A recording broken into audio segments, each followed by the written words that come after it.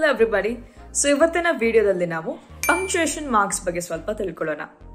ವಾಕ್ಯಗಳ ಉದ್ದೇಶಿತ ಅರ್ಥವನ್ನು ಅಂದ್ರೆ ನಾವು ಏನ್ ಹೇಳಲು ಹೊರಟಿದೀವಿ ಅಥವಾ ಸ್ಪಷ್ಟ ಮಾಡಲಿಕ್ಕೆ ಮತ್ತೆ ಸೂಚಿಸಲಿಕ್ಕೆ ನಾವು full stops, commas, question mark ಗಳಂತಹ ಚಿಹ್ನೆಗಳನ್ನ ಬರವಣಿಗೆಯಲ್ಲಿ ಬಳಸುವುದನ್ನ ನಾವು ಪಂಕ್ಚುಯೇಷನ್ ಅಂತ ಹೇಳ್ತೀವಿ. ಇವುಗಳನ್ನ ಬಳಸ್ಬಿಟ್ಟು ನಾವು ಸರಿಯಾದ ಮೆಸೇಜ್ ಅನ್ನ ಕನ್ವೆ ಮಾಡ್ಲಿಕ್ಕೆ ಮತ್ತೆ ಮಿಸ್ಅಂಡರ್ಸ್ಟ್ಯಾಂಡಿಂಗ್ಸ್ ಅನ್ನ ಅವಾಯ್ಡ್ ಮಾಡ್ಲಿಕ್ಕೆ ಈ ಪಂಕ್ಚುಯೇಷನ್ ತುಂಬಾನೇ ಉಪಯೋಗಕರವಾಗಿರುತ್ತೆ.